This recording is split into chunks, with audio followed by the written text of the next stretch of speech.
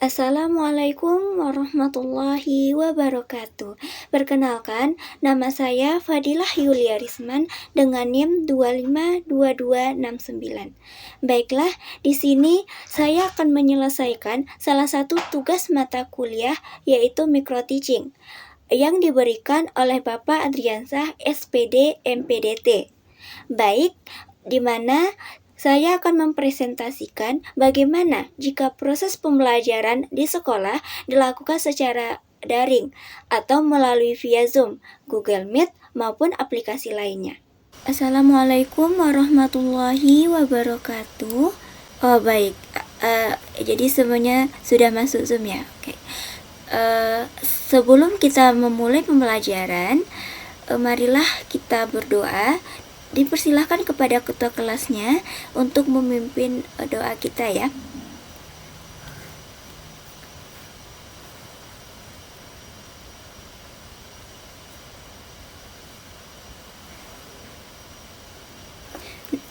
Terima kasih kepada ketua kelas yang sudah memimpin doa kita.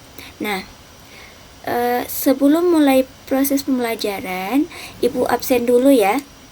Nanti silahkan dihidupkan mikrofonnya untuk tandanya hadir ya. Ahmad, Arya, Bunga, Cantika, oke, hadir ya. David, Odeni, Odesi. Oh, sakit ya. Kalau boleh tahu, dia sakit apa? Oh, dia demam ya. Oke. Gilang, Joko,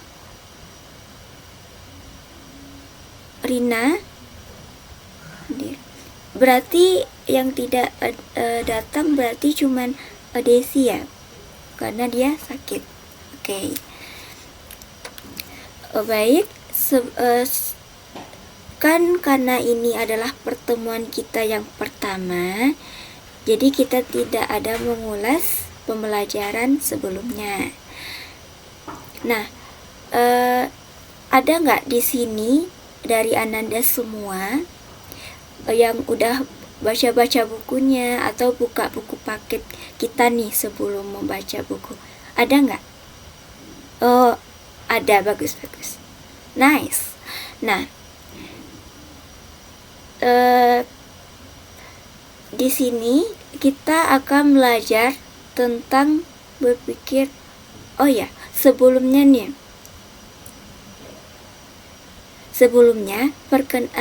di sini ada yang, karena ini pertemuan kita yang pertama, di sini ada nggak yang tahu nama ibu gitu? Nggak ya? Oh baik. Oh, ada yang tahu, ada yang tidak. Oke. Di sini sebelum kita memulai proses pembelajaran, Ibu mau perkenalkan diri dulu. Nama Ibu Fadilah Yulia Risman, guru informatika. Nah, udah asalnya dari Riau. Di sini ada yang mau ditanyakan lagi? Oh, tidak. Nah, jika tidak ada yang mau ditanya lagi, maka kita masuk ke proses pembelajaran. Sebentar ya, Ibu mau buka PPT-nya dulu.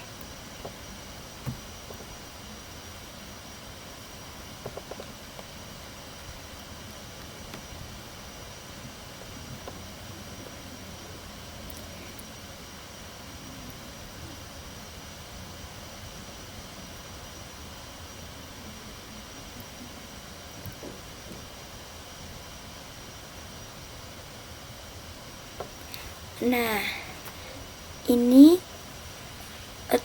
benar ya kata Ahmad tadi, kita akan belajar tentang konsep berpikir komputasional. Sebelum kita masuk ke konsep berpikir komputasional, kan Ananda udah membaca nih, sebagian ada yang udah cari itu materi tentang apa itu konsep berpikir komputasional ataupun pengertiannya seperti itu. Dipersilakan kepada Ananda untuk menjelaskan sedikit ataupun apa yang Ananda tahu tentang konsep berpikir komputasional.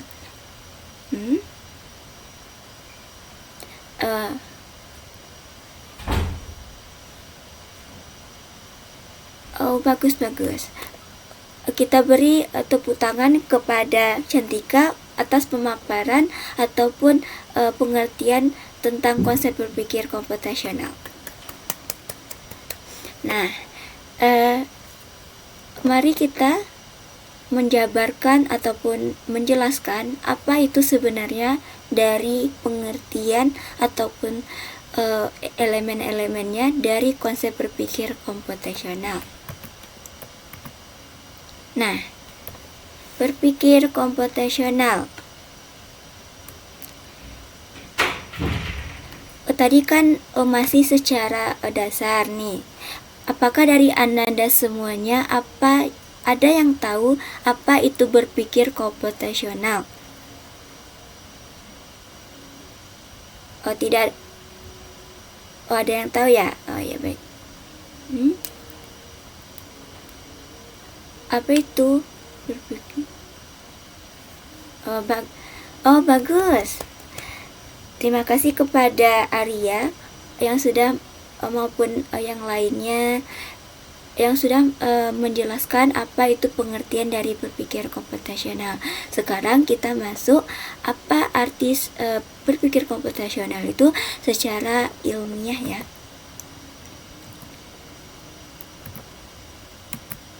Nah, proses berpikir komputasional adalah proses berpikir yang terjadi saat kita memformulasikan persoalan dan strategi untuk menentukan atau memilih solusi yang efektif, efisien, dan optimal.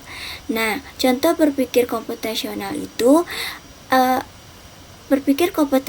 itu sudah ada sebenarnya kita miliki, tetapi ini secara kompleksnya gitu atau secara tersusunnya.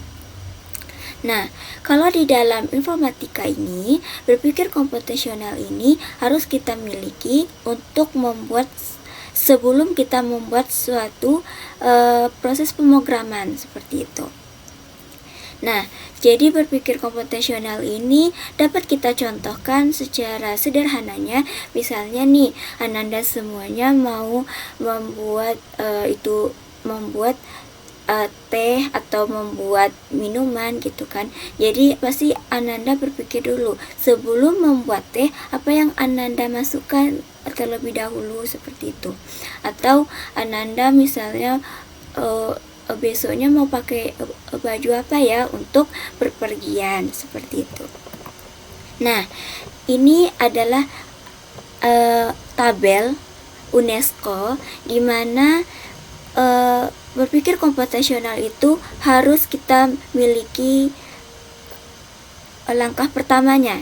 Nah, di mana thinking skill ini berpikir kemampuan berpikir atau reason.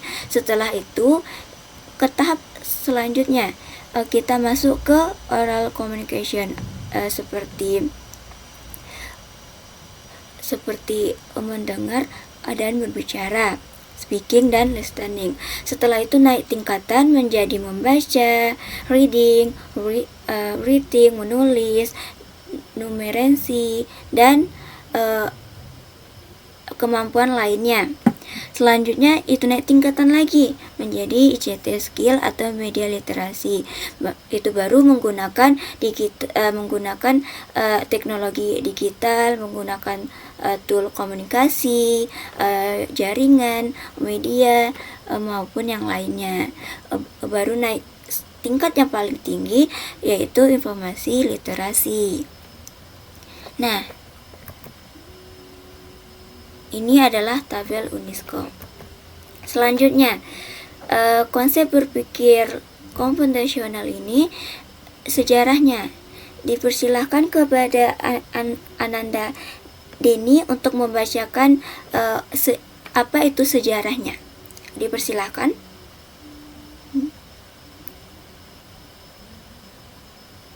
Nah, terima kasih kepada Ananda Deni untuk atas pembacaan sejarah apa itu konsep berpikir komputasional. Nah, sejarah komputasional itu kalau kita rangkum menjadi satu, itu diperkenalkan oleh Seymour Papert pada tahun 1980 dan 1996.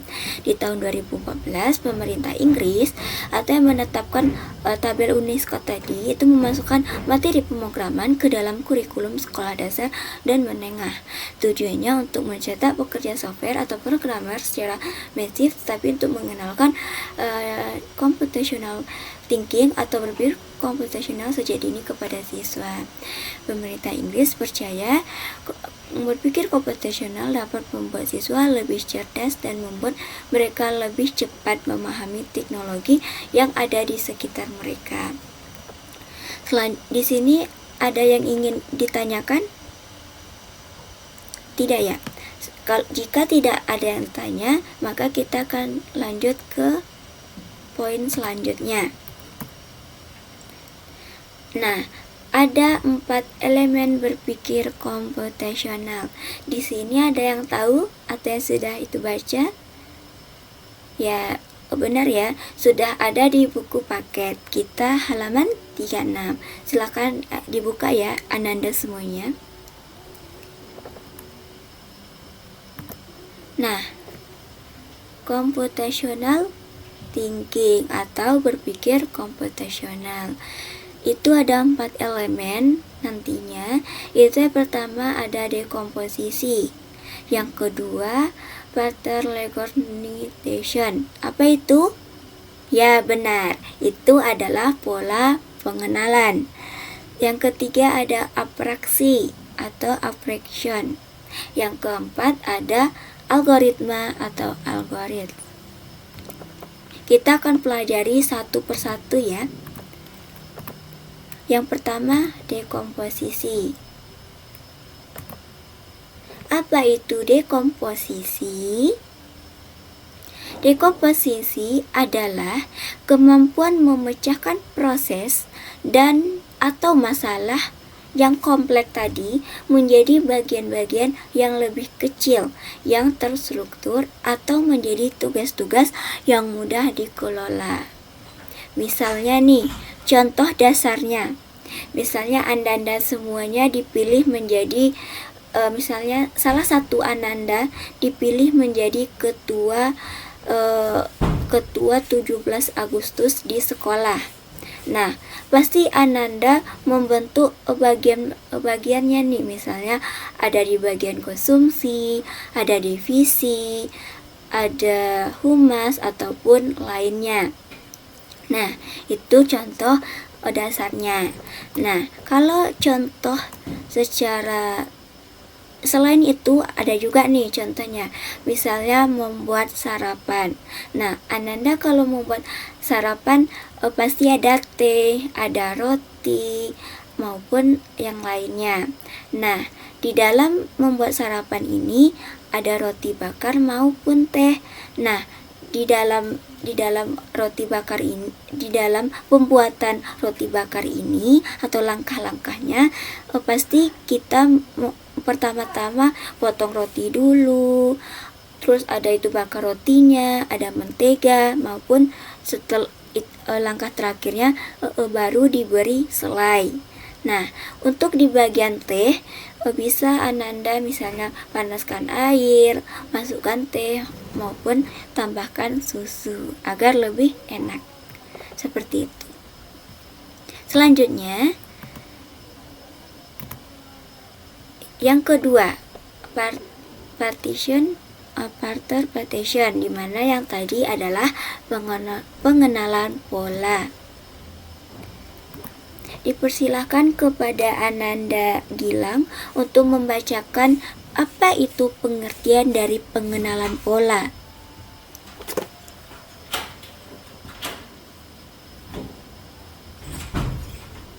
Nah, bagus. Kita beri tepuk tangan untuk Ananda Gilang. Nah, Benar ya kata Gilang tadi, bahwa pengenalan pola ini adalah kemampuan untuk melihat persamaan atau bahkan perbedaan pola. Jadi Ananda, untuk Ananda kan maksudnya kita mengambil poinnya saja dari pengenalan pola ini, yaitu melihat persamaan atau bahkan perbedaan pola. Dari sini Ananda bisa menilai, wah, kalau ada persamaannya ataupun perbedaannya, Ananda bisa mengambil berarti ini adalah termasuk pengenalan pola. Nah, apa contohnya? Contohnya nih, contoh dasarnya misalnya Ananda melipat baju atau mencuci baju nih, atau menjemur baju.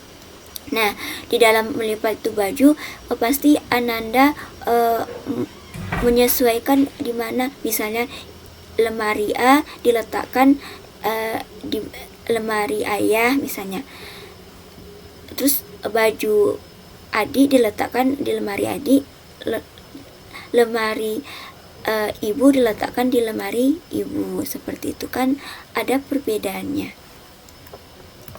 Contoh lainnya nih, ada juga ini, yaitu contoh pengenalan pola bangun ruang dan pola senyum yang diambil dari senyuman orang, kemudian diprogram menggunakan kode program tertentu untuk mengenali pola senyuman. Nah, dari PPT Ananda nampak ya bahwa ini ada senyum, ada sedih, maupun kecewa ataupun gembira. Nah, poin ketiga yaitu apraksi. Apraksi yaitu melakukan generalisasi dan mengidentifikasi prinsip-prinsip umum yang menghasilkan pola tren dan keteraturan tersebut. Apraksi ini poinnya yaitu mengidentifikasi prinsip-prinsip umum yang menghasilkan pola. Dia itu mengambil ataupun memecahkan masalah dari poin-poinnya saja. Berarti tidak secara detail, poin-poinnya saja gitu. Nah, contohnya nih, misalnya contoh dasarnya, misalnya Ananda menceritakan pengalaman liburan kemarin nih, misalnya dengan teman-teman Ananda. Nah, pasti Ananda menceritakan poin-poinnya saja gitu. Tidak mungkin Ananda menceritakan kami memulai perjalanan, terus lalu ceritakan lalu kemudian saya misalnya kayak muntah di pukul jam segini, di jam segini gitu. Kan itu tidak termasuk dari abstraksi. Abstraksi itu dia menceritakan hal-hal yang pola penting-pentingnya saja. Misalnya itu Ananda naik bus, terus kemudian menginap di hotel dan lain-lainnya. Nah, contoh lainnya yaitu sama Ananda seperti membaca sebuah diagram atau membaca posisi GPS. Nah, membaca sebuah diagram itu atau bisa jadi Ananda nih yang sering Ananda sering lakukan nih, misalnya membuat tugas map mapping. Itu kan pasti Ananda membuatnya yang penting-pentingnya saja atau yang poin-poinnya saja. Nah, selanjutnya yang keempat, poin yang terakhir. Kepada Ananda Deni untuk membacakan apa itu pengertian dari algoritma.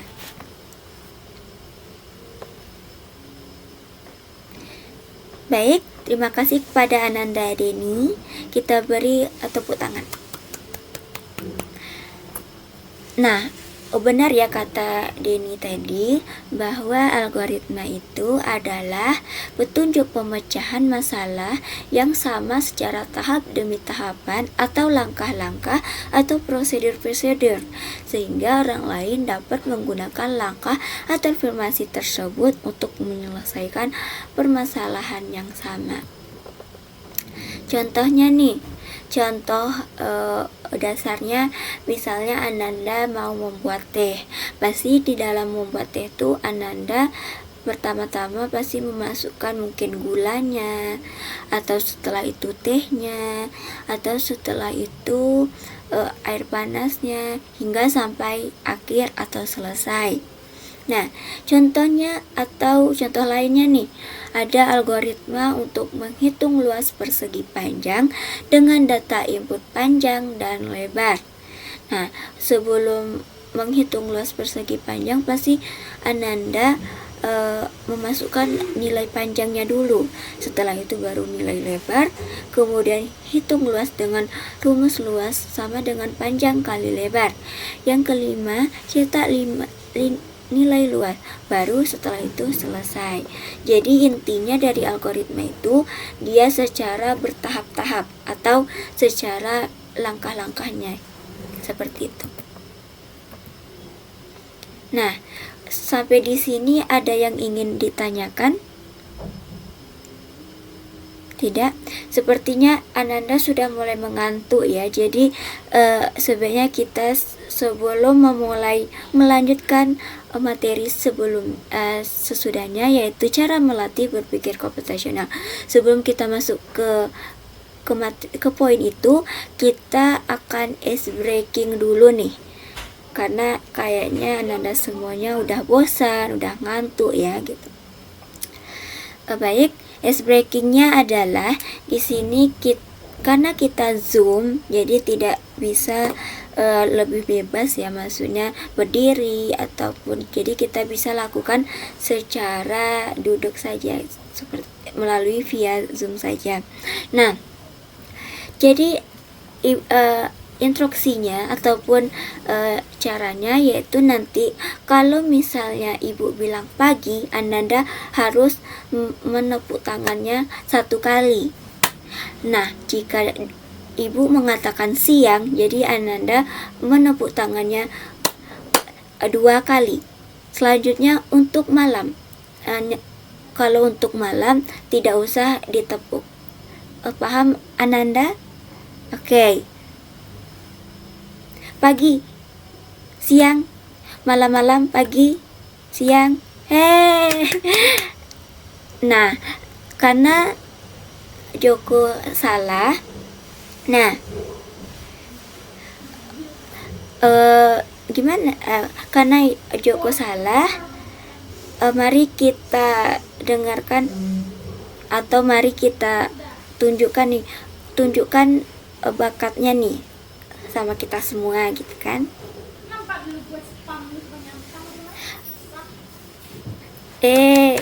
Terima kasih kepada Joko yang telah menunjukkan itu bakat bernyanyinya yang sangat bagus banget nih suaranya.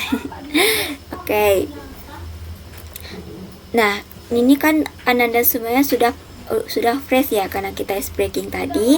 Selanjutnya kita masuk ke poin selanjutnya, yaitu cara melatih berpikir komputasional. Yang pertama, ada latihan problem solving, di mana latihan problem solving ini dapat Ananda contohkan atau sering Ananda lakukan sih sebenarnya. Contohnya itu kayak menjawab pertanyaan, misalnya kayak pilihan ganda, itu kan ada misalnya Bu Rani sedang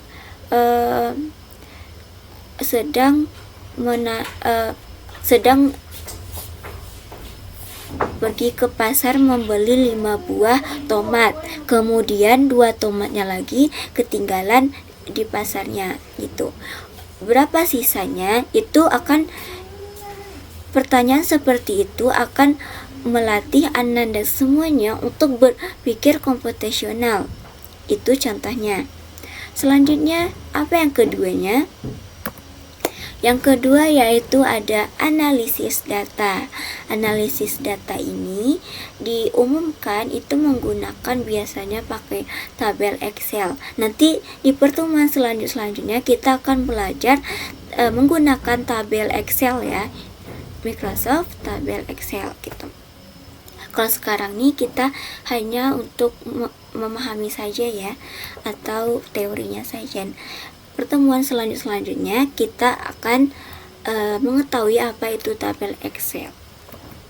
Selanjutnya yang ketiga ada modeling dan simulasi, di mana modeling dan simulasi ini adalah menyusun di mana kita nanti ada modelnya dan juga simulasinya. Jadi pertemuan keberapa ya? Ke-6 kita akan melakukan model dan simulasi atas suatu praktik nanti.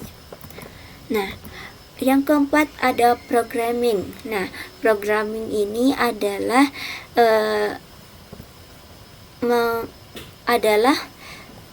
nantinya kita akan belajar di pertemuan selanjutnya, pertemuan ke-7 kalau tidak salah. Programming ini sebelum kita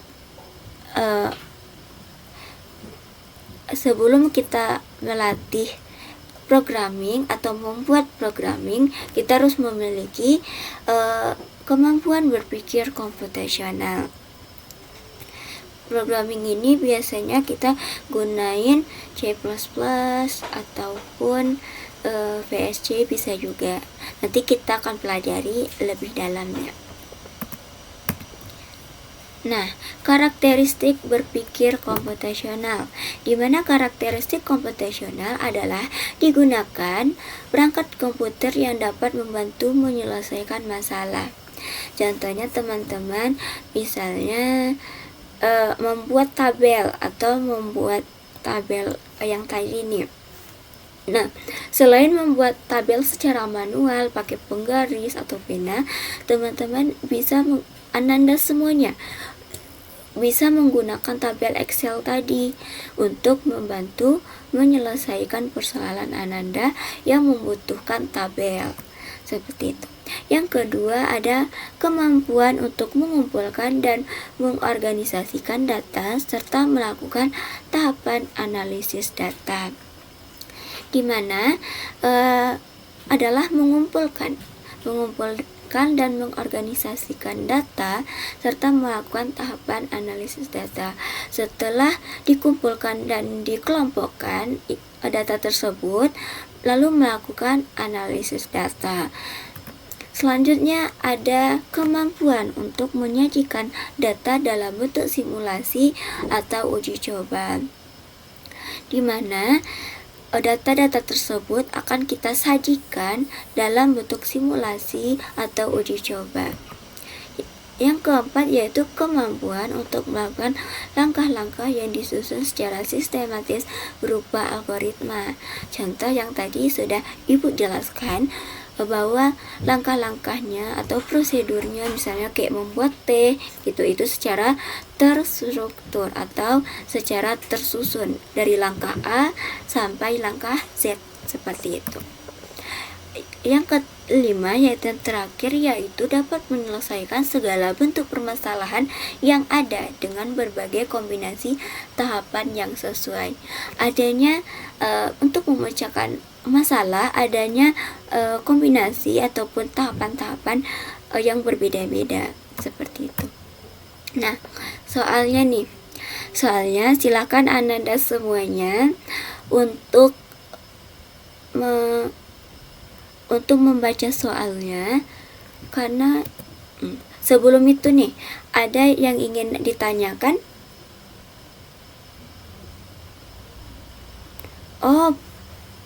Bagus pertanyaannya. Bagus pertanyaan Rina. Dimana pertanyaannya adalah apakah berpikir komputasional ini kita pelajari saja di informatika, Bu? Seperti itu gitu. Jawabannya tidak ya, Ananda semuanya, karena berpikir komputasional itu kita pelajari itu di semuanya, semua mata pelajaran gitu. Berpikir komputasional ini tidak hanya kita pelajari di informatika saja, tetapi di IPA, di matematika, ataupun yang lainnya gitu. Paham, Rina? Terima kasih. Selain itu ada yang ingin ditanyakan? Tidak ya? Sepertinya Jika tidak ada lagi, sepertinya paham ya. Selanjutnya kita akan masuk ke latihannya. Nah, silahkan kepada Ananda untuk untuk menjawab pertanyaannya, tapi sesudah Ibu membaca soalnya ya. Nah, silahkan nanti dihidupkan mikrofonnya ataupun mengangkat tangan untuk menjawab pertanyaannya. Baik, yang pertama, seorang siswa diminta membuat aplikasi untuk membantu pengguna menghitung rata-rata nilai mata pelajaran. Apa langkah awal yang tepat jika menggunakan teknik dekomposisi dalam berpikir komputasional? Nah, silakan kepada Ananda. Oke, jawabannya adalah benar. Bagi Ananda yang bisa menjawab 3 soal, akan Ibu beri bintang. Akan berikan plus nilainya ya. Oke. Tadi yang menjawab kepada Cantika ya. Oke. Cantika akan kita beri plus atau bintang. Itu akan menunjang nilai Ananda untuk nilai-nilai yang kurang ya. Baik. Soal kedua, seorang siswa ingin membuat langkah-langkah sistematis untuk membuat teh. Apa yang harus dilakukan siswa tersebut agar orang lain bisa mengikuti cara membuat teh manis dengan benar? Oke, silakan kepada Ahmad untuk memberikan jawabannya, yaitu benar. Kita berikan tepuk tangan kepada Ahmad yang sudah menjawab benar ya untuk soal yang kedua ini. Ahmad kita beri bintang atau plus nilai ya. Oke, benar ya bahwa yang kedua tadi adalah seorang siswa ingin membuat langkah-langkah sistematis untuk membuat teh manis, yaitu jawabannya apa? B, benar. B, menuliskan langkah-langkah secara logis dan berurutan. Dimana sebelumnya sudah Ibu jelaskan bahwa ini termasuk apa nih? Kalau menuliskan langkah-langkah secara logis dan berurutan, algoritma, benar. Benar ya Ananda, bahwa nomor 2 ini tentang algoritma, dimana tanda algoritma itu yaitu tentang berurutan atau langkah-langkahnya. Soal yang ketiga, soal yang terakhir nih kepada Ananda semuanya agar bersiap-siap. Nah, kamu memperhatikan bahwa setiap hari Senin dan Kamis sekolah selalu mengadakan kegiatan upacara dan olahraga. Dari pernyataan tersebut, kamu sedang melakukan apa? Ayo Ananda. Oke, dipersilahkan kepada Rina untuk menjawab. Jawabannya apa? Yaitu benar. Kita beri tepuk tangan untuk Rina yang sudah menjawab. Dimana jawabannya yaitu tentang yaitu pengenalan pola, yaitu C, benar. Rina akan kita beri plus nilai. Oke. Gimana pengenalan pola? Mungkin di sini Ananda Ibu jelaskan kenapa dia termasuk pengenalan pola, karena dia memperhatikan bahwa setiap hari Senin dan Kamis sekolah selalu mengadakan kegiatan upacara dan olahraga.